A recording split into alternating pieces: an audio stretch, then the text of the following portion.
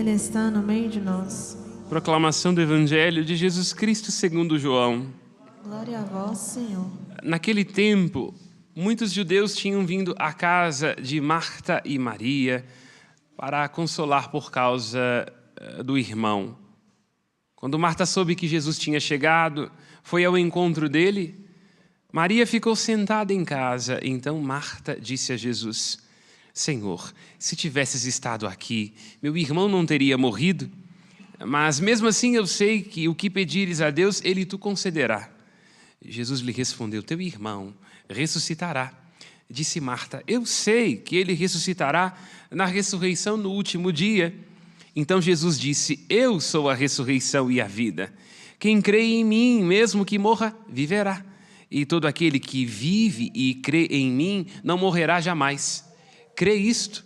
Respondeu ela: sim, Senhor, eu creio firmemente que tu és o Messias, o Filho de Deus, que devia vir ao mundo. Palavra da salvação. Glória a vós, Senhor. Pelas palavras do Santo Evangelho, sejam perdoados os nossos pecados. Amém. Podemos nos sentar. A liturgia de hoje a nós é uma palavra doce, já que quando a palavra é verdadeira, ela também tem sabor. A palavra tem tessitura e se comunica com instâncias de nós que, ao iniciarem pelos ouvidos, vêm até os nossos meandros. A palavra é como uma espada, vai lembrar o autor da carta aos Hebreus, que é capaz de dividir. Dividir no sentido de que ela vai ao íntimo das intenções, lá onde nós somos avessos. A morte é o avesso. E Cristo é apresentado por nós nesse evangelho de hoje como aquele que é capaz de fazer seus os nossos lutos. É dramático, poético, sensível este relato que acabamos de escutar. Muito pertinente para a festa destas três personagens a respeito das quais fala a festa de hoje. Marta, Maria e Lázaro, que são apresentados como modelos na Escritura simplesmente por serem amigos de Jesus e simplesmente por oferecerem pousada para Jesus, nos ajudando a perceber que quem é capaz de dar de beber a quem tem fome, investir tempo num amigo e chorar com ele, fazendo das dores dele a sua, merece o céu. Os apóstolos são reconhecidos pela glória dos altares, Paulo com a sua engenhosidade, Marta e Maria são conhecidas por serem amigas de Jesus. E isso basta, não é? Uma amizade promete o céu. Quando nós podemos repousar no coração de uma amiga e de um amigo, nós nos sentimos mais próximos de Deus. Recordando-nos, a amizade é um amor sem pretexto, sem contexto. Lá naquele lugar onde a gente não precisa pagar. Lá naquele lugar onde a ausência é presença, anos sem ver um amigo, e quando a gente se encontra, continuamos falando mal das mesmas pessoas. Porque, como diz Etienne de La Boétie, perguntado sobre Montaigne, perguntado sobre a sua amizade com relação a Etienne de La Boétie, a justificativa que ele tem, depois de perder o amigo, é por que nós éramos amigos? Porque era ele e porque era eu. Simples assim, não é? A amizade verdadeira é assim, e Deus quer ser o nosso amigo. Uma das definições mais belas para mim a respeito daquilo que Deus é, se encontra no livro da sabedoria, quando ele é chamado de o amigo da vida. O amigo da vida. Porque o livro da sabedoria diz que se ele não gostasse de alguma coisa, não teria feito. E cada vez que eu acordo de manhã, vejo a beleza das pedras da cerca da piedade, estas paisagens que me encantam, eu vejo, Deus é meu amigo. Como lembra Agostinho, mais íntimo do que qualquer amigo, mais amante do que qualquer amante, mais interior a mim do que eu sou capaz de ser. Porque lá onde eu sou avesso, há momentos que a gente está virado do avesso. A angústia nos vira do avesso, nossas ilusões, nossas frustrações, a morte de alguém que a gente ama. Marta e Maria estavam fazendo o luto do seu irmão, estavam virados do avesso. Lá neste lugar onde elas estavam viradas do avesso, Cristo traz o seu verso, a sua poesia, a sua graça e a sua vida. E é ainda mais tocante se nós vamos ao versículo 35 deste evangelho, que foi omitido por conta da proposta da liturgia. Nós estamos diante do versículo mais curto das Sagradas Escrituras, que é quando Maria vem até Jesus dizendo mais uma vez, se ele tivesse estado lá, o seu irmão não teria morrido. O versículo mais curto da Bíblia é: Jesus chorou. É o mais curto.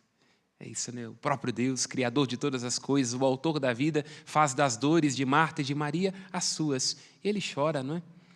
Chora para poder, assim, nos fazer perceber que nos ama envolvido com nossas dores, com nossas causas, com nossos avessos, porque é amigo da vida e quer ser amigo de cada um de nós.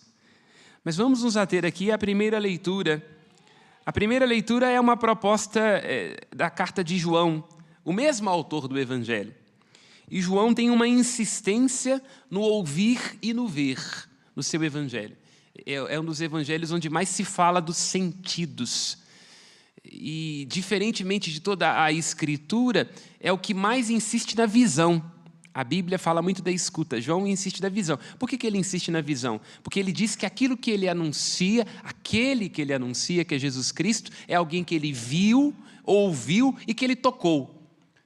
O início da carta de João é assim: aquilo que nós vimos, ouvimos, tocamos da palavra da glória, isto vô-lo anunciamos. O que Jesus quer dizer? O que João quer dizer com isso?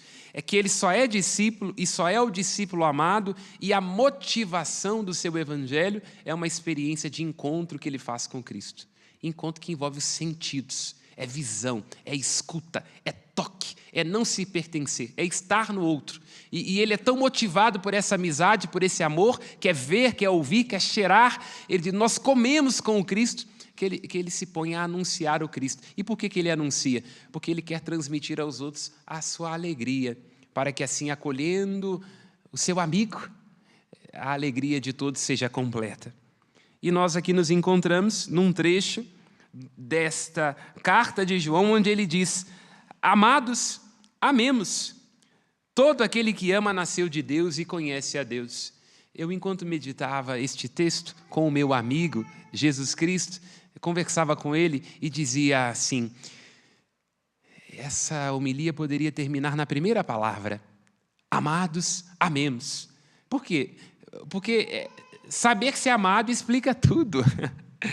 Nós estamos virados do avesso quando a gente não se sente amado.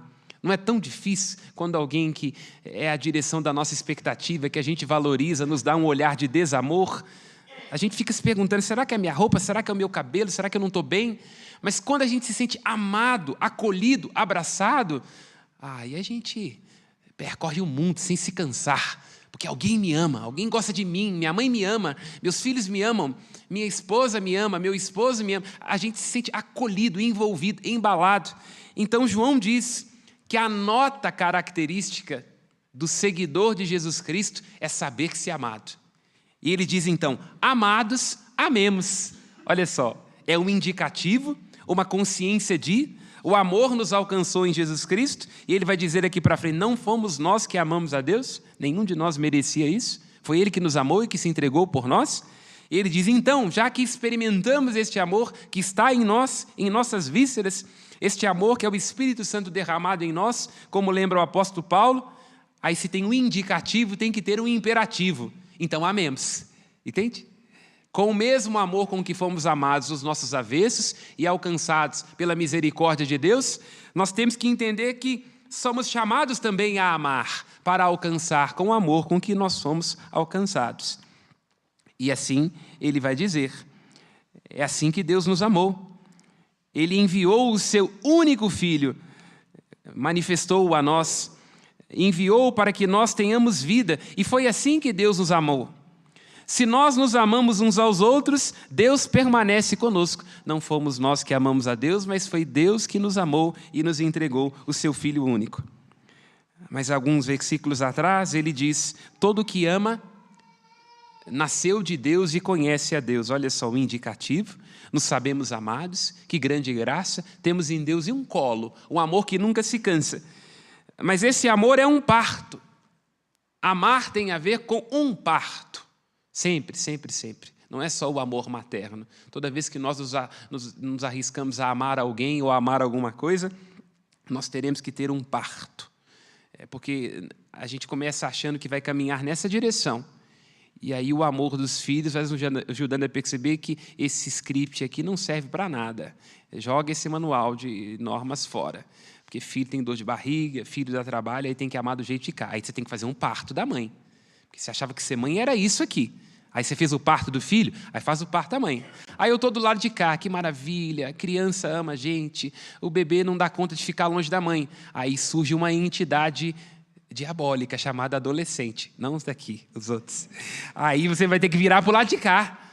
Porque surgiu um filho aborrecente, pode surgir uma mãe pirracenta. Aí você vai ter que fazer um outro parto, entende? Todo que ama nasceu de Deus e conhece a Deus. Então, amar significa fazer uma experiência de um parto de si, em criatividade, em insistência, e deixando-se embalar e moldar pela graça de Deus. As fórmulas prontas não servem para o amor. O amor pressupõe o parto. E todo que ama, além de nascer a Deus, conhece a Deus. E nós sabemos muito bem que a palavra conhecer no hebraico, e o grego tenta alcançar isso com gnosis, a palavra conhece no hebraico, e yadá é a mesma palavra usada para dizer da intimidade, do envolvimento, por exemplo, de um homem com uma mulher. É porque o conhecimento significa não se pertencer e estar dentro do outro. Quer dizer, habitar o outro e deixar que o outro me habite. Para amar é preciso nascer de novo, ser habitado por Deus e estar nele. O amor, então, tem a ver com um parto, tem a ver com a experiência de conhecimento, e conhecimento é uma daquelas coisas da vida que a gente tem que ressignificar. Não é assim, depois de um tempo, muito tempo, junto com a pessoa, casado com a pessoa, a gente vê uma coisa, eu não conheço essa pessoa, ou a gente olha para a gente e vê, eu não sabia que eu era capaz disso. Então é isso, o amor é uma experiência contínua de parto e desconhecimento. E cada vez que a gente se conhece, a gente não se conhece tanto assim como era necessário conhecer.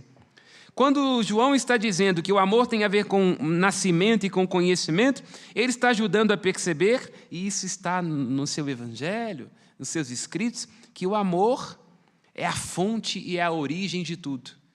Tanto que ele se arrisca a fazer uma coisa que é proibido na Bíblia. Ninguém pode definir Deus na Bíblia. Deus não pode ser esgotado numa imagem, mas ele crava, ele diz, Deus é amor. Que é isso, né? Quer encontrar Deus, quer saber aquilo que Deus é. Uma palavra para definir Deus sem esgotá-lo é amor, porque ele também fez um parto de si, não é?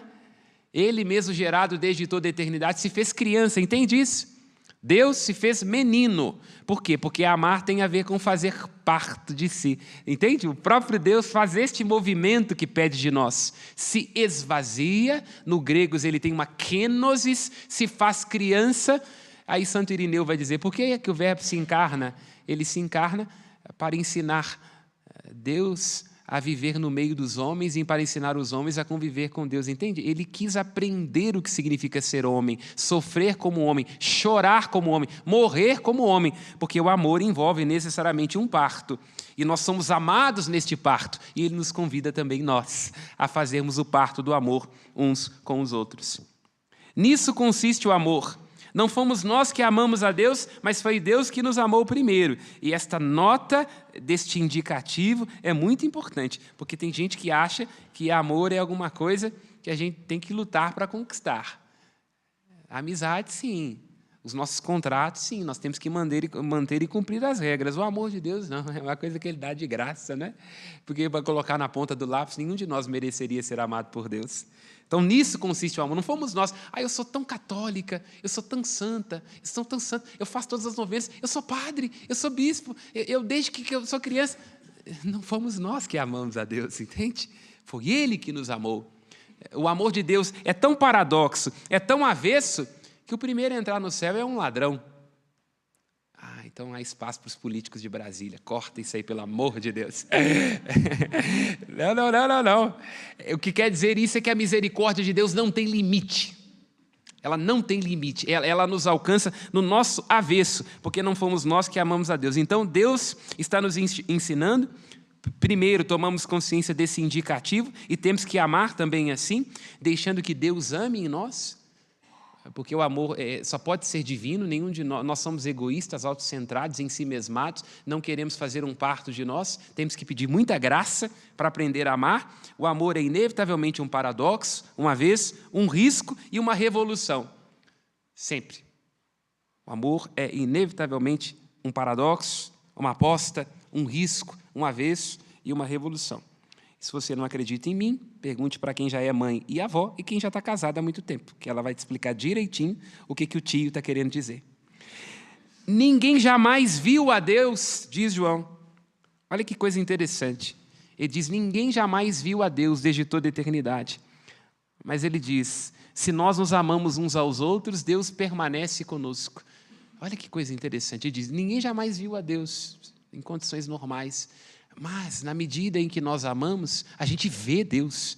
João está ajudando a perceber que cada vez que a gente ama alguém, existe uma epifania do rosto.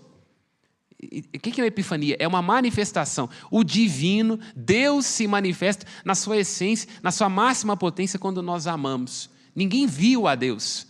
Mas cada vez que nós amamos uns aos outros, Deus permanece conosco. E aí ele vai dizer, todo aquele que ama, Deus permanece com ele e o amor de Deus é plenamente consumado e plenamente realizado em nós.